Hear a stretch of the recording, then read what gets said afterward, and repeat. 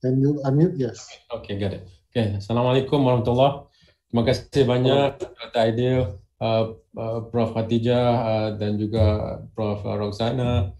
Terima kasih setinggi-tingginya kepada NIE, NTU atas grant yang dianugerahkan kepada kami.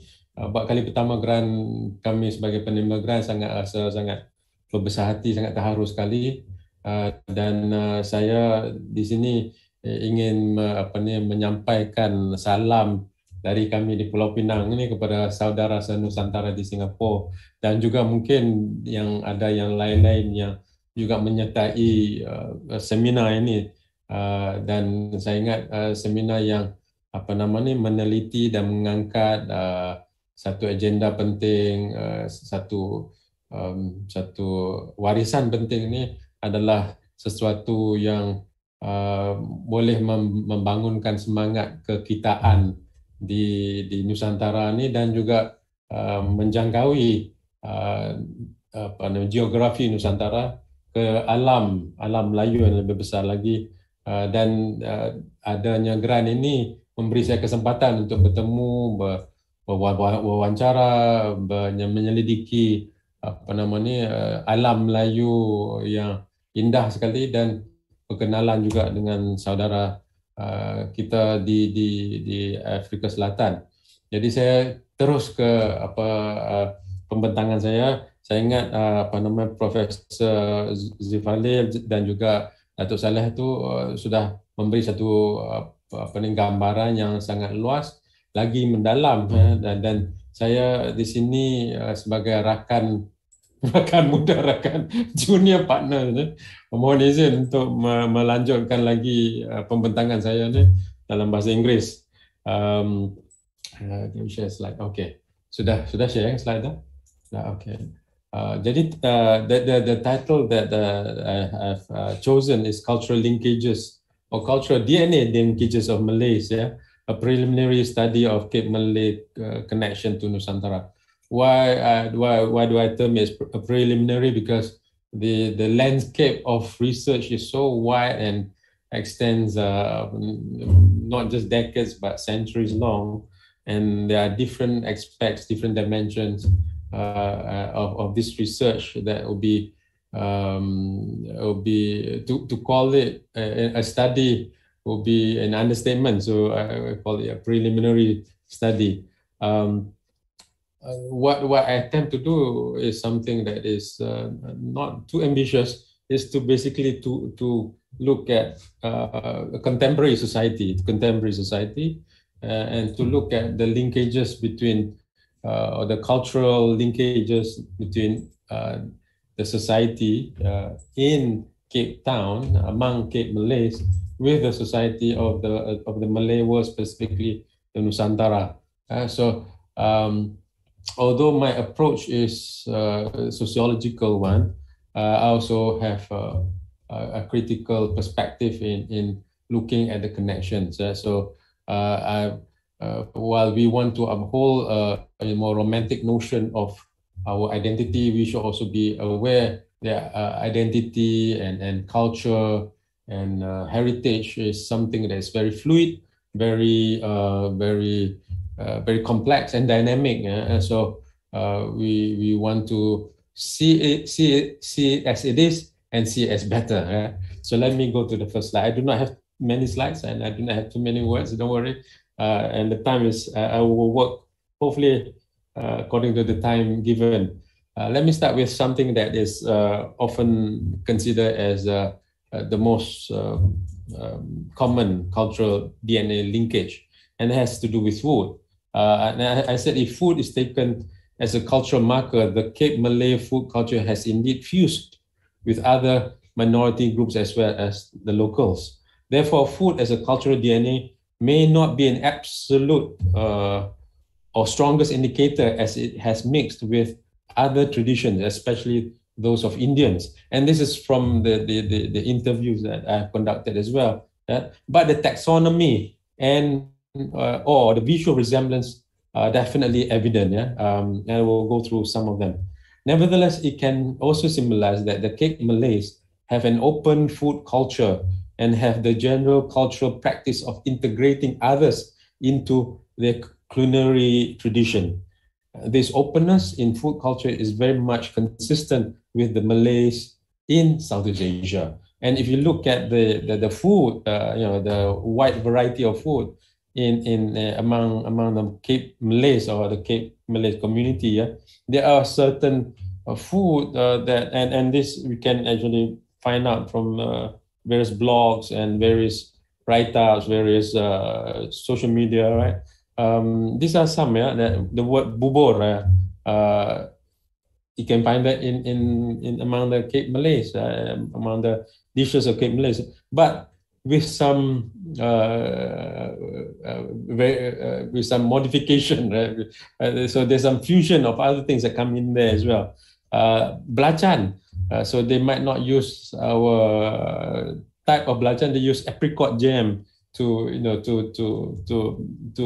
create that sourish taste. They do have sambal, right? And if you look at the pictures there, right, the bubur is the white dish there.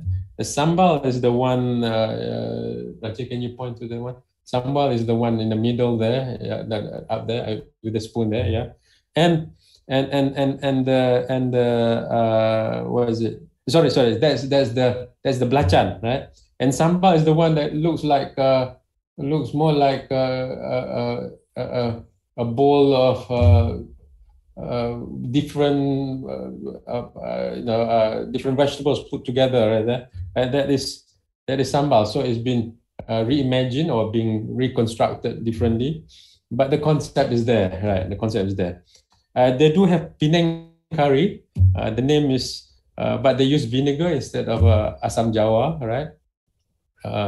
They have yellow rice, or for us would be nasi kuning, but it's made of actual rice, not the glutinous or the sticky rice, right? So they have all this same kind of dishes with the similar sounding names, but with the different ingredients, fusion, and partly that is them working within the constraint of the spices and the ingredients that are available to them for centuries long, as well as the environment in South Africa. They have a frikadelle, which is bergedel, right? But they use flour as well. But some people even joke this might be a marriage between bergedel and it is there, but it should not be taken as an absolute, because food it is a type of cultural linkage or cultural marker or cultural DNA that is fluid. And in the case of Cape Malay, they have actually integrated other ingredients, the extracts from other culture into the food DNA or food dishes as well. Yeah. So so that is one. I want to start with something like that. Let me go to the next slide. The next slide. Okay, clothing and fashion as a cultural DNA linkage.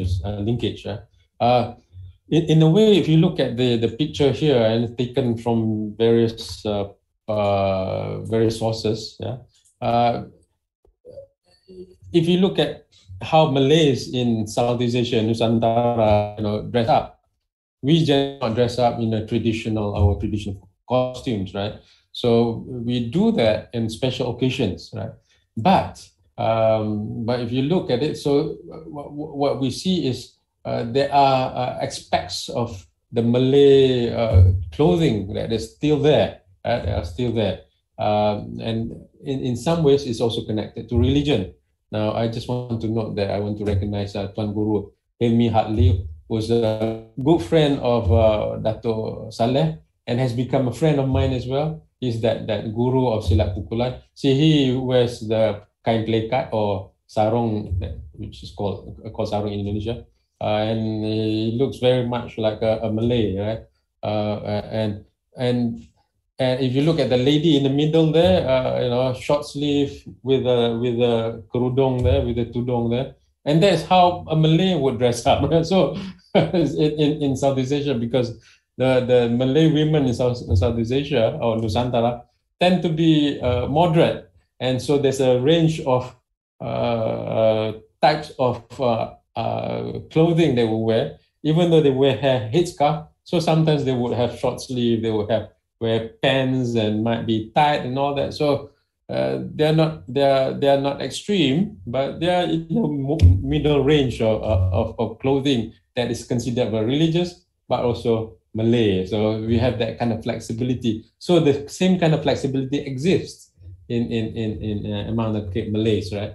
And you know, you look at left side, right? That reminds me of Boria of Penang, right? That is, by the way, the oldest choir group in Cape Town, and you see that the idea of mix and match, modern and traditional, that is basically the Malay culture as well. So and those are the kids on the right there. That's like the flower girls in our wedding, right? So you know, we are flexible, we are moderate, we incorporate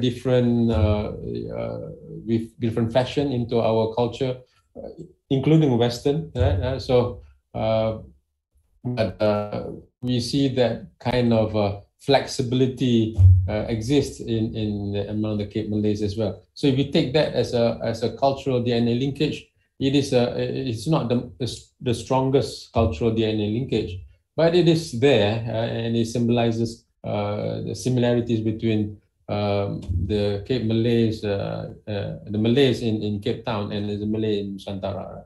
But will not put forth this as a very strong cultural linkage, right?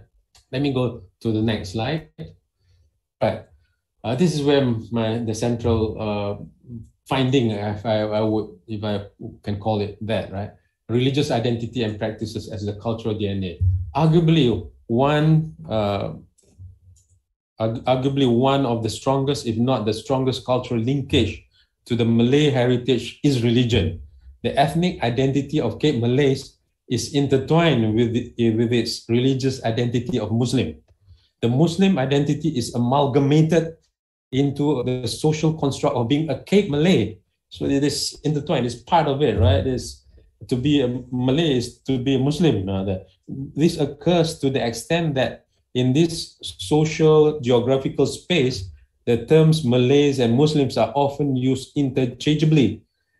Now, this is also interesting. This is also there's also a possibility of one identity assimilating the other, and that actually is happening in Cape Town among the Cape Malays, right? And there are contestation right now, that where one identity is marginalizing the other identity, and indeed, some Cape Malays feel that their identity, the Cape Malays' identity, are being marginalized by other groups that are using the Muslim Cape Muslim to dominate the whole identity, and this occurs since 1994, since the new government took over after apartheid and all that, right? So the envelopment of Cape Muslims, of enveloping other identities into it, and in that sense, there's this contestation as well. But what I want to emphasize is the point that Malay, still as it stands, right, the identity concept of Cape Malays or Malays in these South African communities is a cultural religious manifestation. So it's not an ethnic identity alone, it's an ethnic, cultural, religious identity. Being a Cape Malay also means a practicing Muslim, at least that is the social norm. So if you look at the pictures here, right, we have the Berzanji, coming together,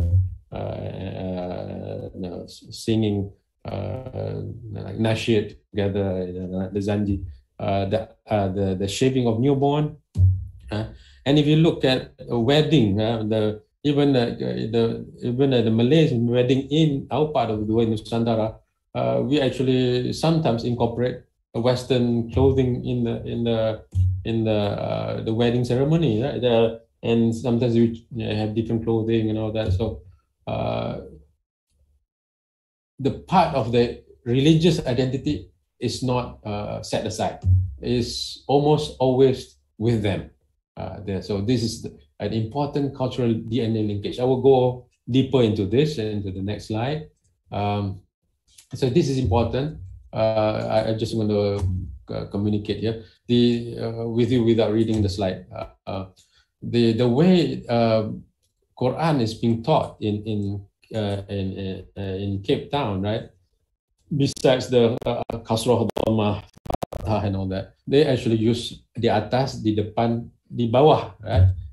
Which is actually a cultural DNA, cultural linkage to the Nusantara Malay. Because if Islam was brought or taught by the non-Malays, which mean the Indians or the Middle Easterners, then di atas, di bawah, di depan would not be used to teach the alphabets, the pronunciation, the recitation of Quran. So you see the Quranic teaching as another strong cultural DNA, right? So certainly this excludes others. So there is no fusion in this. Unlike food, unlike clothing, this is in a way pure, right?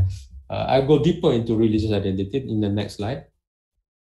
The Sufi paradigm, as Prof. Dato Saleh noted just now, that Sheikh Yusuf Al-Makassari is a Sufi guru, right? He actually, he spent about 20 years in Middle East, and he actually learned become a guru of 4 different tariqat, right? So the whole idea of Sufi paradigm in the Cape community is a strong one. So it's another dimension in this cultural mapping of the Cape Malays is the Sufi paradigm of cultural heritage conservation. This is observed to be one of significant legacies of Sheikh Yusuf and Tuan Haji Abdullah, which was mentioned by Dato' Saleh as well, both of whom originated from Nusantara Malay Archipelago. The two are highly regarded as founders of Cape Malay spiritual cultural heritage. And one of the rituals that are still being practiced among Cape Malays is the Ratib Al-Hadad or Zikir. So members of Cape Malay community will take turns to gather in their homes, right? So 1 week they come to this home, the other week they go to the other home. This is one of the types of practice or rituals that they have. And in a way, it's like our tahlil, baca yasin and all that, right? And that's a very Nusantara thing, right? So we can see that part of Nusantara practice, the whole zikir, the whole ratib, right, is being practiced in Cape Town among the Cape Malays as well. We'll go to the next slide. Probably this is one, if not the strongest linkage, which is the Sufi order of Sheikh Yusuf Tariqat Al-Qawatiyah. This is a silsilah that shows the silsilah is a pledge of allegiance, so to say, to the guru. So you bay'at is from a pledge of allegiance from one guru to the student, and the student become a guru, pass it down further down. If you look at number 32 there, that's Sheikh Yusuf over there, and he actually is one of the gurus, and this is the whole tariqat Qalwatiyah, right, is still being practiced in Cape Town, and of course there are other tariqat as well. Qadariyah is one of them as well. So if you look at the Sufi order, because of the silsila, it is a strong indication there's linkage, right? Because it's silsila one to another, almost like meriwayatkan hadis. It's like the hadis citation there, right? So one guru to another, and this is an example of a strong cultural DNA that it symbolizes the religious identity and practices of the Cape Malays. The next one, the next slide. I've got to watch my time as well. So I capture it as in three different concepts: the kramat, the tasawuf, and the tarikat. So I talk about the tarikat, but the tasawuf, the belief in tasawuf, and it's the path of inner spiritual purification and development, as a strong emphasis for spiritual enlightenment, and in Sufi gurus as guides are held strongly by the community. So let me go straight to this one. So what happens is, if you look at one of the unique characteristic of Cape Town is the idea of this circle of karamat, right? The circle of karamat. So they have all these karamats who are walis or saints, right? There are being about 20 of them. They have been highly regarded, and they have their own shrine, right? Including Sheikh Yusuf, of course. So the karamat of Sheikh Yusuf, there's a shrine up there. Down there is karamat of Haji Sulaiman, Shah Mohammad. There's so we have the practice of appreciating and reconnecting with the karamats, with the saints, right? This is very similar with the Wali Songo, the Wali Sembilan, the Sunan Ampel, the Sunan Kalijaga, all the 9 saints, 9 walis in Indonesia. So if you look at this idea of karamats, and we've interviewed them, they say these karamats, these hills, these sacred sites, right, are even respected by the locals, by the non-Muslims, right? And there were stories about the karamats are being violated, and then tragedy fell onto the people who violated these places. So the belief system about the karamats, about these holy places, sacred places, sacred sites are there. And if you go to Indonesia, as an example, Nusantara, this is so pilgrimage of the sunans or the 9 sunans. Yeah. By the way, there are more than 9, but then the 9 that's been most highly regarded, right? And in Surabaya, the Sunan Ampel, the Sunan Bungkul, and then these are sunans. If you go and visit there, you'll see similar practices where people will go and they will have their ratit there, they will berdoa dan sebagainya. That I know there are theological issues about this. There's problems that being raised about whether this is right or wrong and all that. But what I want to emphasize is that this practice of karamats, of preserving the karamats and placing it as a very, very special place in the society is a very strong tradition and a very strong cultural DNA that would link between the Nusantara to Cape Town, to Cape Malays. The next slide. Another thing, the whole celebration of Maulidul Rasul, right? Is also being practiced in Cape Town, the Cape Muslims, the Cape Malays. You might note that Maulidul Rasul is considered a bid'ah in some parts of Muslim communities, some countries, right? But in Malaysia we have it, in Indonesia we have it, right? So I suppose in Singapore you might have it as well. So this is another connection you see, another linkage you see. I'm talking quickly so that I'm keeping to the time. That you see between the Cape Malays and the Nusantara Malays, right? So I think that would be, I'll end there. Thank you. The next one. Right. This is another part that we can explore, which is the Cape Malays who became soldiers, and they're being recognized by both the Dutch and the British as well. So terima kasih. Thank you. Terima kasih Dr. Reevany. talking to us about cultural linkages. Okay, it's okay. I have something, but it's all right. I have something. You want to add? Huh? Go ahead. Oh, okay. Just 1 minute. Yeah, just 1 minute. We actually established a website. It's called Nusantara Waqaf Ilmu Library, where we gather. Are we there? Where we gather. What is it? The writings, the description, the heritage, the saja, the. Are we sharing? Yes. Yeah. Okay. Of writers from Nusantara. We even have a video competition. Yeah, and this is the library. So this library, the concept is actually is a Waqaf concept. So all books or articles or posters or poetries or videos can be Waqaf here, but the copyright remain with the writers, the creators. We have more than 1,000 articles, I think, and we have 300-400 videos available on Nusantara and beyond Nusantara as well, but with special focus on Nusantara. But please, if you have anything that about Nusantara, about Malays that you would like to Waqaf, the copyright, the ownership remain yours.